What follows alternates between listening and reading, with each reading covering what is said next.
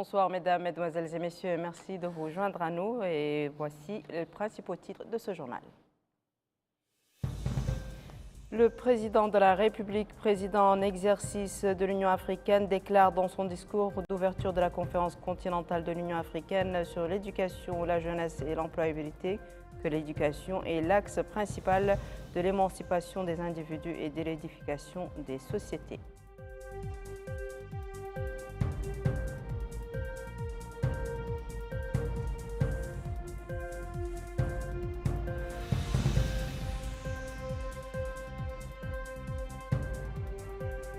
Les chefs d'État et responsables des organisations internationales et régionales apprécient l'organisation par notre pays de la conférence continentale de l'Union africaine sur l'éducation, la jeunesse et l'employabilité.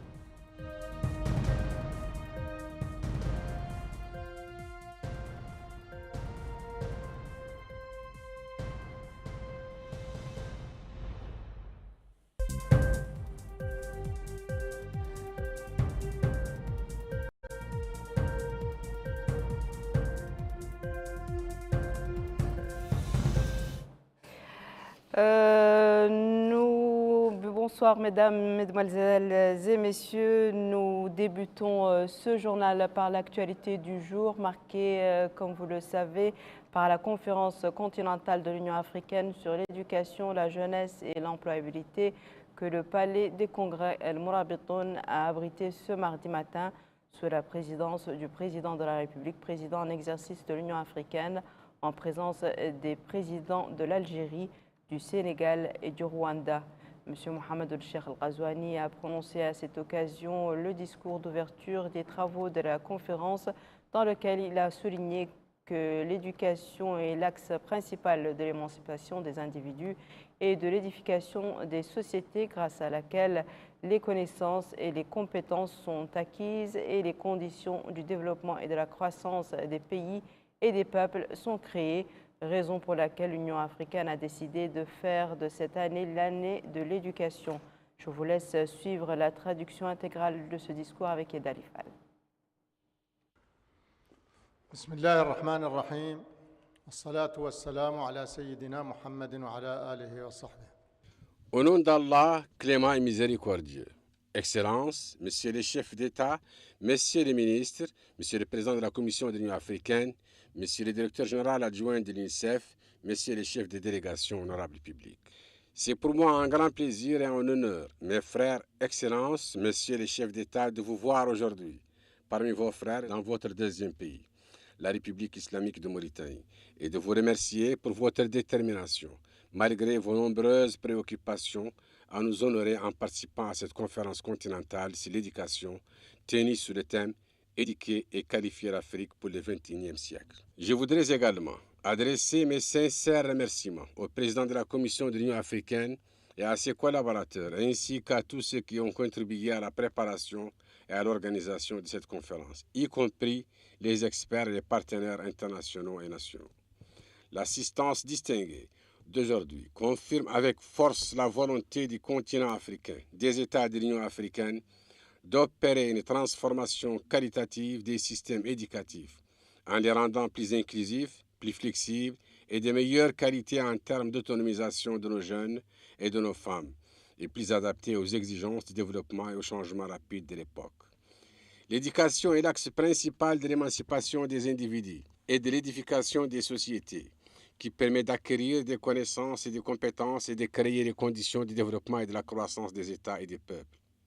C'est pourquoi l'Union africaine a décidé de faire de cette année l'année de l'éducation sous le thème « Éduquer et qualifier l'Afrique pour le XXIe siècle ». Construire des systèmes éducatifs résilients pour accroître l'accès à une éducation inclusive, continue, de qualité et pertinente en Afrique.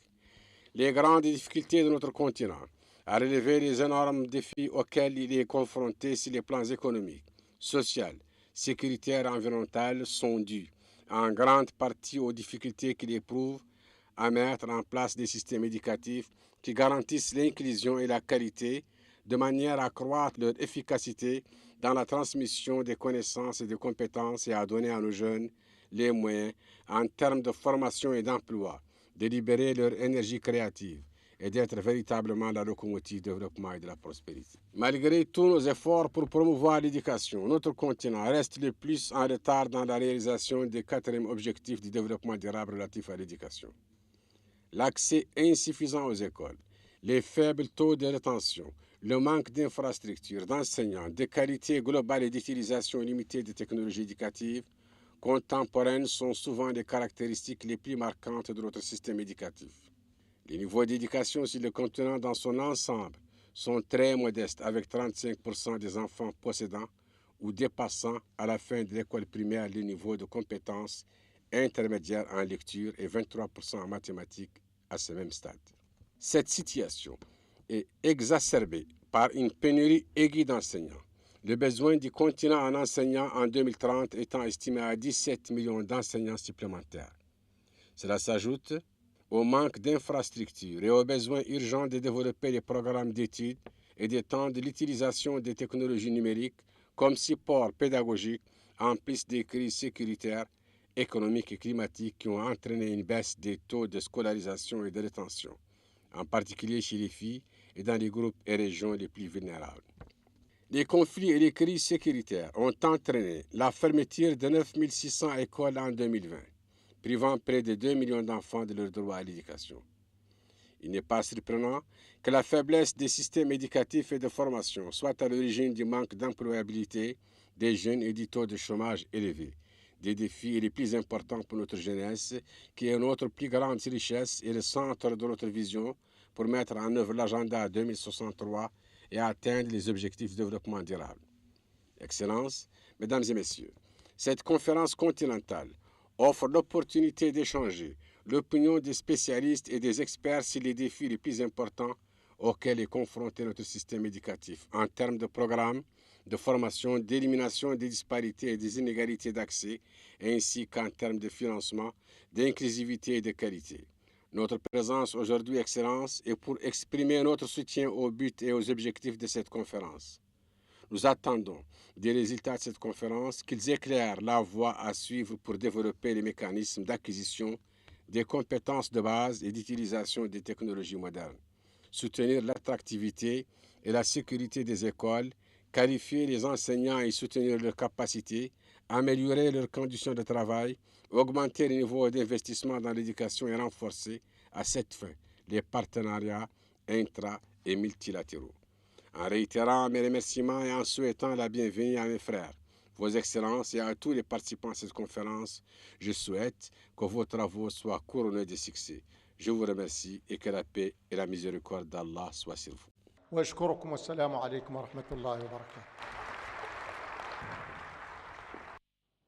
Ses homologues algériens, sénégalais et rwandais ont abondé dans le même sens, passant en revue les progrès réalisés par leurs pays respectifs pour assurer aux jeunes générations l'accession à un enseignement de qualité et les efforts qui doivent être entrepris pour relever les défis de l'éducation au niveau du continent. Avis partagé aussi par le président de la Commission Union africaine, le directeur général adjoint de l'UNICEF et la ministre de l'Éducation et de la réforme du système éducatif qui se sont relayés à la tribune. Bokar Bailaba nous fait l'économie de leur intervention. L'Afrique est à la croisée des chemins pour bâtir un système éducatif inclusif, équitable et performant. La conférence de Nouakchott ambitionne d'interpeller les décideurs politiques, experts, acteurs de la société civile et secteur privé pour éduquer et qualifier l'Afrique pour le XXIe siècle. Et dans un discours prononcé à cette occasion, le président de la République du Rwanda, M. Paul Kagame, a félicité le président de la République, M. Mohamed Richard Al-Ghazouani, pour son leadership en tant que président de l'Union africaine. Il a indiqué que d'ici une dizaine d'années, les jeunes africains représenteront la plus grande part de la population mondiale, précisant que l'Afrique ne doit pas laisser passer cette opportunité. Et il a indiqué que cette génération a le potentiel de devenir un puissant moteur de la croissance et de la prospérité, non seulement pour l'Afrique, mais aussi pour le reste du monde. Pour cela, l'Afrique doit doter ses jeunes de formation, donc des compétences pour répondre aux exigences du marché du travail. et il a plaidé pour un énorme investissement dans l'éducation et la formation des jeunes en Afrique.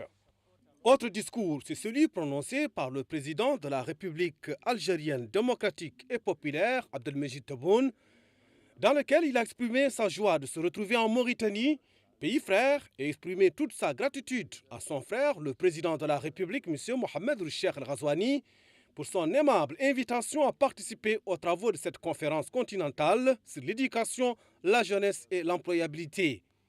Et il a déclaré que cette thématique est importante, d'autant plus qu'elle fait partie des priorités et défis du continent africain.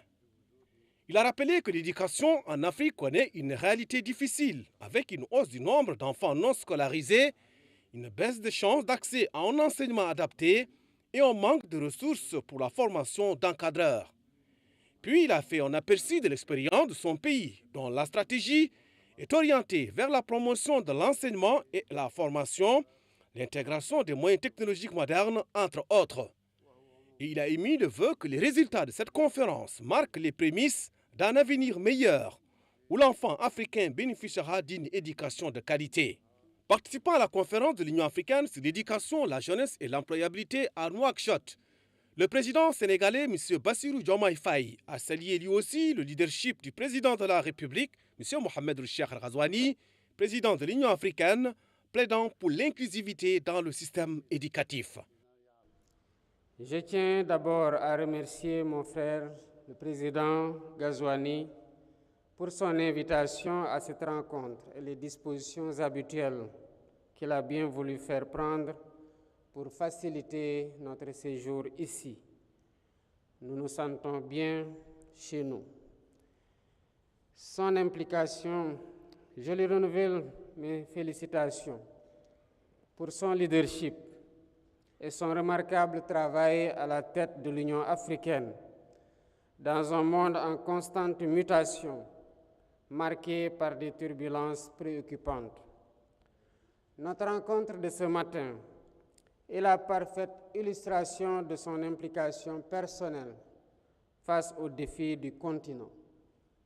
Cette invitation s'inscrit dans le cadre de la mise en œuvre du thème de l'année de l'Union africaine et témoigne également de l'importance que nous accordons tous aux thématiques qui touchent le cœur de notre avenir, à savoir l'éducation, la jeunesse et l'employabilité.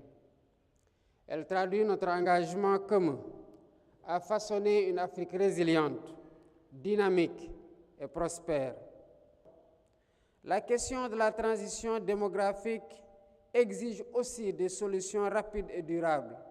Cela demande des mesures telles que des politiques continentales harmonisées pour favoriser la mobilité des talents et des opportunités.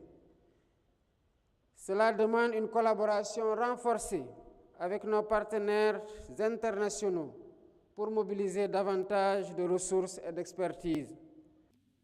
À son tour, le président de la Commission de l'Union africaine, M. Moussa Faki Mahamat, a exprimé ses remerciements au gouvernement et au peuple mauritanien pour l'accueil chaleureux, l'hospitalité et les excellentes conditions pour l'organisation de cet événement continental. Et il a indiqué que l'éducation est la clé du développement. Notre plan de développement continental, l'agenda 2063, est clair sur l'engagement à accélérer la révolution de l'éducation et des compétences, à promouvoir des sociétés et des systèmes fondés sur la connaissance et l'innovation. Comme vous le savez tous, l'éducation a été consacrée thème de l'Union africaine pour l'année 2024. Dans ce cadre, la conférence d'aujourd'hui, nous cherchons à mobiliser les gouvernements et les partenaires au développement pour repenser les modèles d'éducation et de développement des compétences. Il est évident que la transformation souhaitée commence par la qualité des ressources humaines, par la transformation du statut social, moral, financier et matériel des enseignants et des chercheurs. Nous sommes donc profondément interpellés pour dessiner les signes d'un avenir où l'éducation catalysera le développement de l'Afrique en tant que pierre angulaire de la paix, de la prospérité et du progrès général à l'échelle du continent. Pour le directeur exécutif adjoint à l'UNICEF, Edward Ted Shaiban, il est important de faire de l'éducation de base une priorité absolue et élargir la portée de l'apprentissage numérique afin qu'un grand nombre d'enfants et de jeunes puissent bénéficier de la technologie. Et il a souligné la nécessité d'investir dans l'encadrement. Selon lui, les enseignants constituent le cœur du système éducatif. Dans son discours, la ministre de l'Éducation et de la réforme du système de l'enseignement, Mme Houda Baba, a déclaré que le continent africain, avec ses dirigeants, ses jeunes et ses capacités promoteuses, est capable de gagner le pari du développement et transformer les défis en réalisations prometteuses.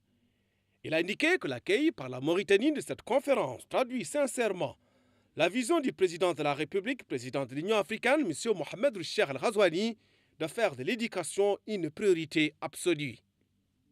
Pour rappel, cette conférence a pour objectif principal d'évaluer l'état d'avancement des engagements pris par les États membres pour transformer les systèmes éducatifs en Afrique au cours des dernières années. Elle vise également à mettre en lumière des modèles réussis, des solutions innovantes et durables pour répondre aux défis éducatifs du XXIe siècle. À l'issue de la cérémonie d'ouverture, M. Abdelmajid Tebboune, le président de la République algérienne démocratique et populaire, a regagné son pays, salué à son départ de l'aéroport international de Nouakchott au Moutounsi par le Premier ministre, M. Mokhtar Ould Diaye, entouré de certains membres du gouvernement et d'autres personnalités.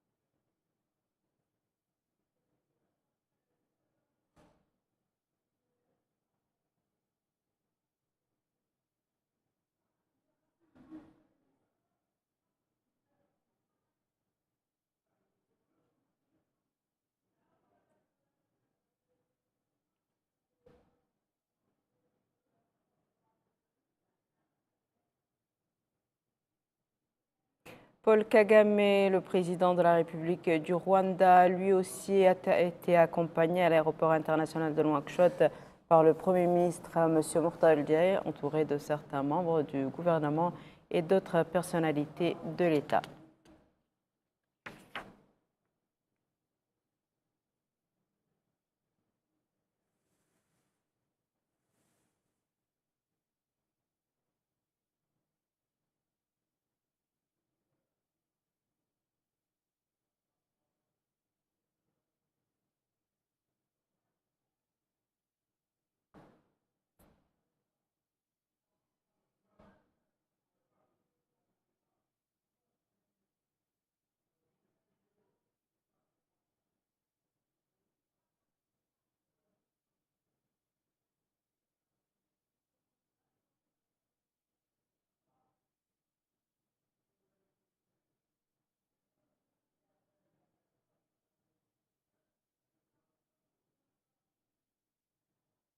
Le président de la République du Sénégal, M. Bassirou Diomaye Faye, est lui aussi rentré à Dakar, salué à son départ par le Premier ministre et des membres du gouvernement.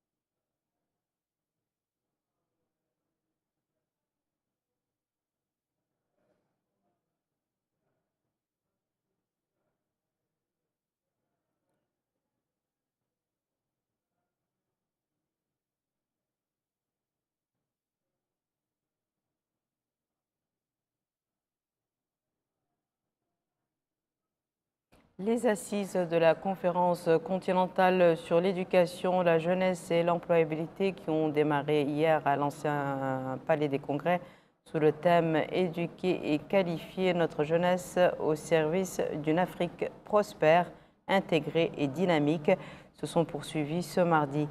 Les participants ont discuté de plusieurs thématiques relatives aux défis et les opportunités pour l'Afrique en Afrique. C'est un compte-rendu de Mohamed Khattab. La conférence continentale sur l'éducation, la jeunesse et l'employabilité en Afrique vise à préparer la jeunesse africaine à relever les défis du XXIe siècle.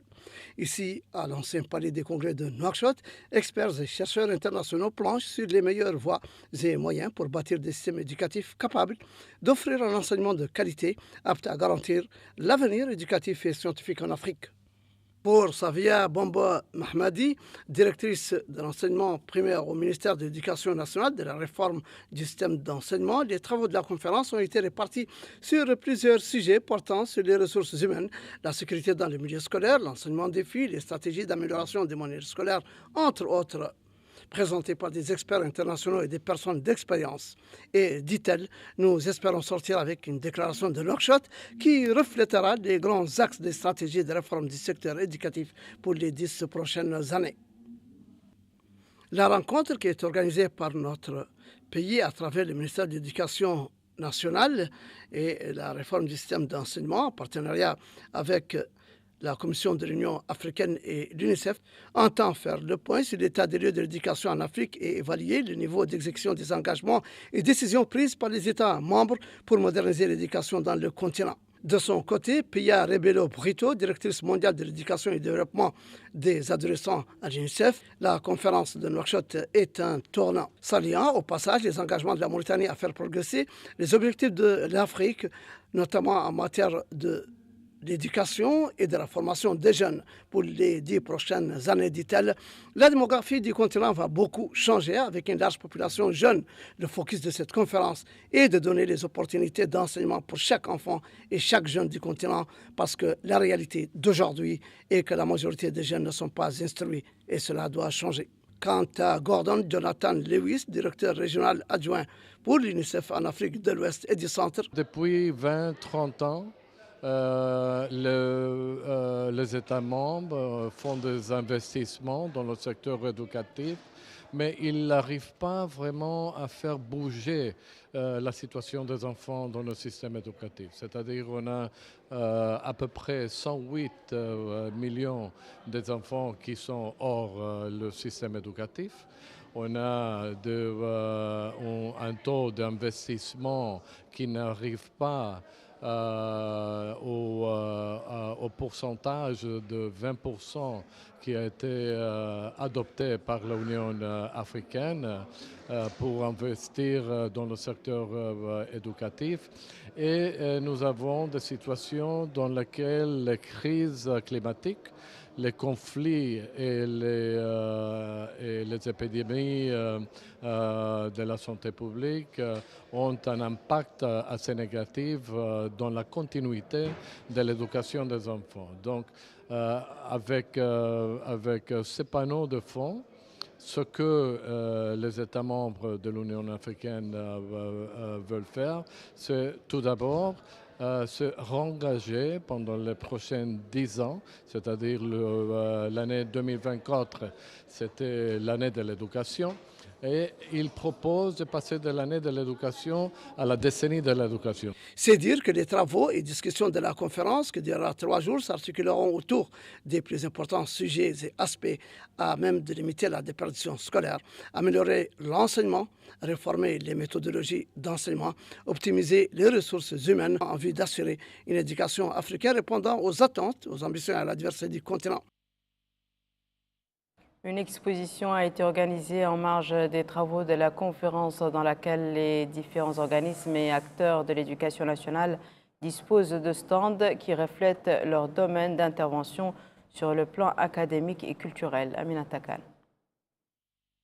En marge du sommet africain sur l'éducation, la jeunesse et l'emploi, un salon d'exposition sur le patrimoine culturel de notre pays a été organisé. Ainsi, nos hôtes se sont rendus au niveau des stands d'exposition dressés à cet effet au Palais des Congrès de Nouakchott.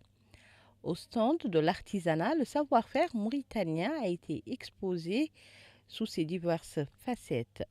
Ils ont allié tradition et modernité tout en gardant l'identité et la singularité mauritanienne.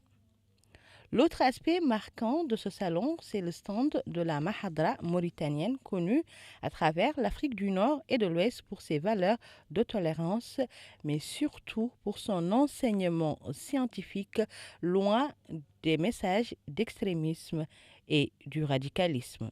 Et pour orienter les nouveaux diplômés dans leur recherche d'emploi, l'agence Terchril a proposé ses services devant les délégations. La directrice de l'agence a expliqué comment cette plateforme marche. L'Institut pédagogique national a présenté devant nos hôtes les livres scolaires anciens et nouveaux de l'école mauritanienne ainsi que leurs archives, en plus de la plateforme Koutubi mise en place récemment par l'État mauritanien. Direction à présent à la capitale économique Nouadhibou, où le ministre des Pêches et des Infrastructures maritimes et portuaires vient de séjourner. L'occasion pour lui de s'informer sur l'avancement des projets exécutés par son département dans le but de renforcer les infrastructures portuaires. Bokar Baïlaba. Première étape, le chantier de réalisation des installations portières au profit des gardes-côtes mauritaniennes. Sur place, le ministre de la Pêche, des Infrastructures maritimes et portières, Al-Vadili Oulsidadi ou l'Ahmed Louli, en compagnie du Wadi de Zahlet Nouadhibou, Mayoul Hamed, a été édifié sur l'état d'avancement des travaux. Justement, l'un des responsables de supervision du projet explique que les travaux avancent à grands pas. Les installations seront opérationnelles à partir du mois d'avril 2025. Seconde étape, les travaux en cours dans le cadre de l'expansion du port de la baie du Repos. Là aussi, le ministre de la Pêche, des Infrastructures maritimes et portières s'est informé de l'état d'avancement des travaux et les résultats attendus une fois les installations mises en service. Il a été édifié sur l'état d'avancement des travaux de la voirie longue de 7 km, passant par la jetée et les quartiers, où il a exhorté les travailleurs de l'entreprise exécutant le projet à accélérer le rythme des travaux pour les achever dans les délais impartis tout en respectant les normes techniques convenues. L'un des responsables du projet explique que les travaux de réalisation de cette voirie, y compris le réseau d'assainissement, sont réalisés en coopération avec l'Allemagne. Il permettra de créer un nouveau cadre d'activité pour les acteurs du secteur halieutique dans notre capitale économique. La communauté internationale a célébré ce 10 décembre la journée mondiale des droits de l'homme. Chez nous, le coup d'envoi des festivités marquant cette commémoration a été donné par le commissaire aux droits de l'homme à l'action humanitaire et relations avec la société civile, M. Sid Ahmed El-Ouanane, a affirmé à cette occasion que cette journée offre l'occasion à notre pays d'exprimer son attachement aux principes contenus de la Déclaration universelle qui constitue le document de référence et normes communes pour les peuples et les nations dans le domaine des droits de l'homme. Récit de Yed Alifal.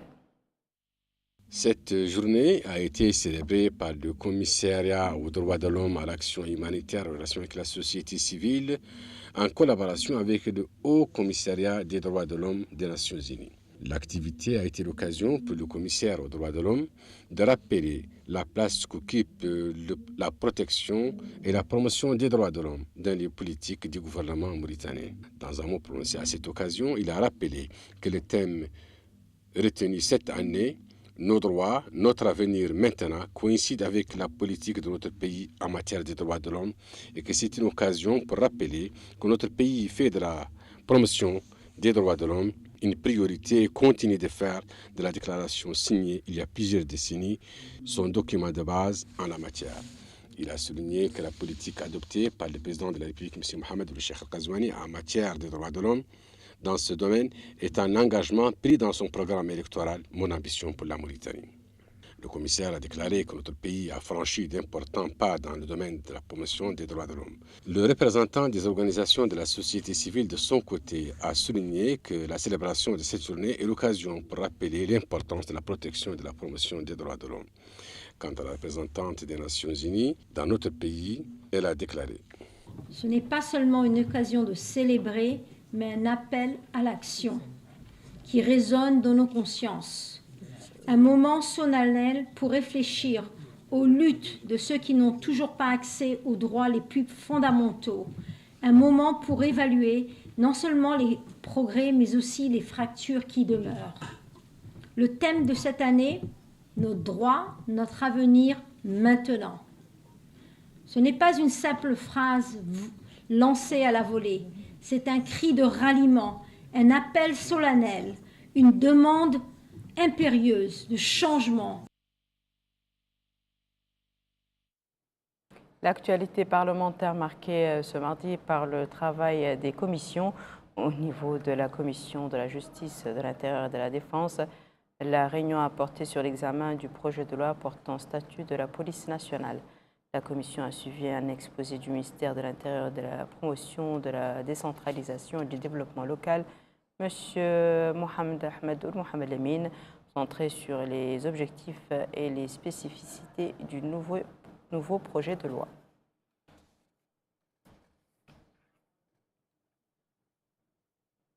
Pour sa part, la commission des finances de l'Assemblée nationale a, elle, planché sur le budget du ministère de la Justice dans le projet de loi de finances 2025 qui s'élève à plus de 89 millions MRU.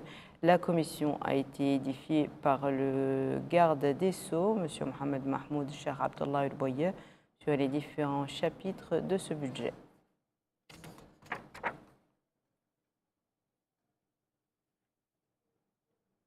Enfin, la commission des finances de l'Assemblée nationale a examiné le budget alloué au ministère de la Santé au titre de loi de finances de l'État pour l'année 2025 et qui se chiffre à plus de 6 milliards MRU.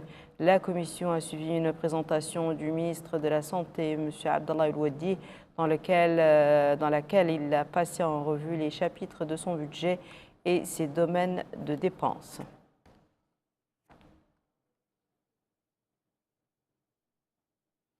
L'actualité marquée par ailleurs ce mardi par l'atelier sur la charte d'engagement des jeunes contre la corruption, une activité qui s'inscrit dans le sillage de la journée internationale de lutte contre la corruption. Le ministère de l'autonomisation des jeunes, de l'emploi, des sports et du service civique souhaite à travers cet atelier d'échange encourager les jeunes à prendre conscience du danger que représente la corruption pour la société. C'est un compte-rendu de Mohamed Khattab.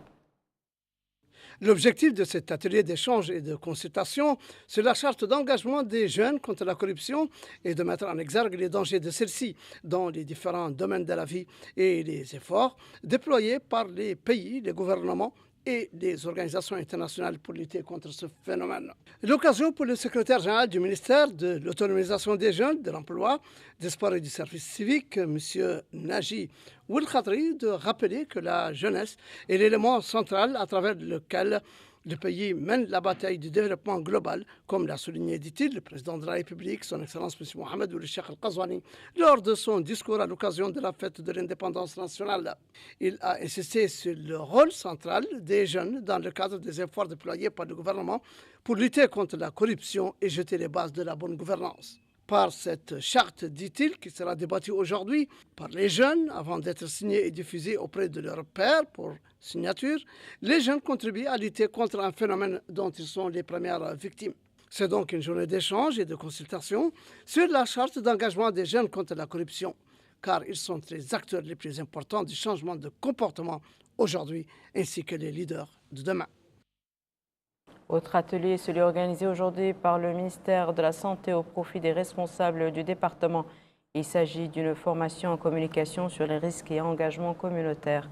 L'atelier de 3 jours vise à doter les participants de connaissances scientifiques nécessaires pour faire face aux urgences. Récit d'Amina Taka.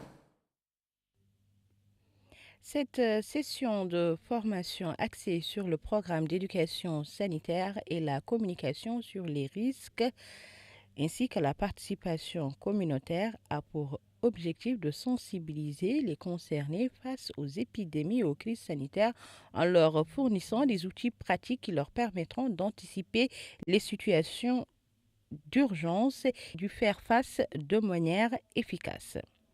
Le chargé de mission au ministère de la Santé, Hamadi Oultabari, a indiqué l'importance de cet atelier qui s'inscrit, dira-t-il, dans la stratégie nationale visant à renforcer la résilience des populations face aux épidémies et aux crises sanitaires, expliquant que ces efforts font partie des objectifs du secteur visant à rapprocher les services de santé tant préventifs que curatifs des citoyens à travers le pays.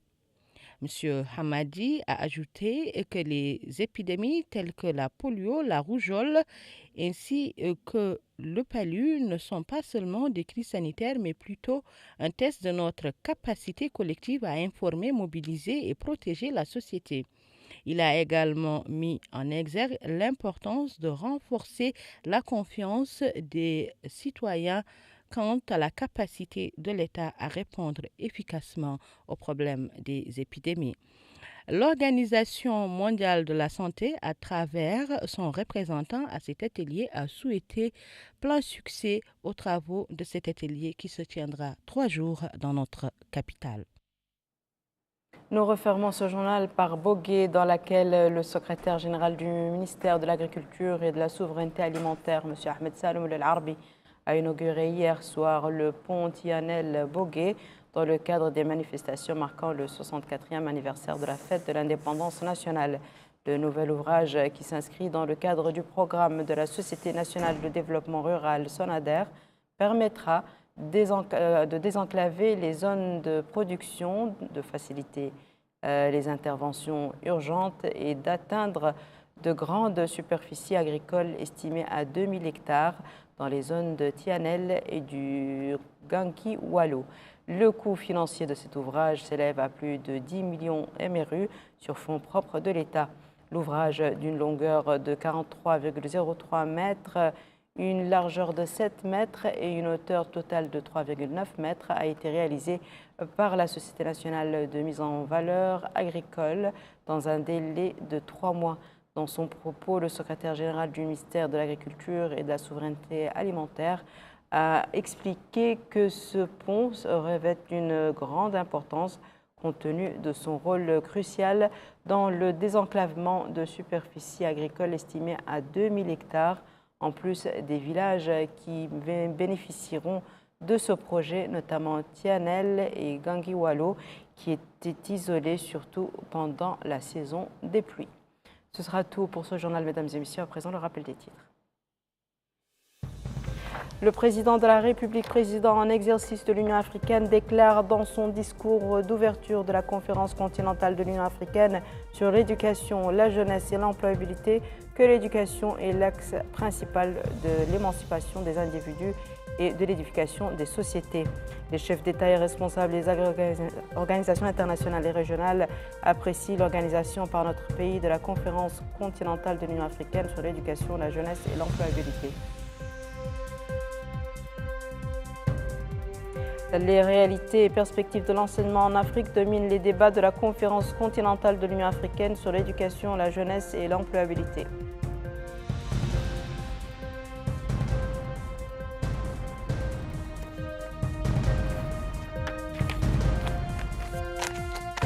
Ce sera tout pour ce journal, mesdames et messieurs. Merci à vous de nous avoir suivis. Merci de votre fidélité. À très bientôt, Inch'Allah.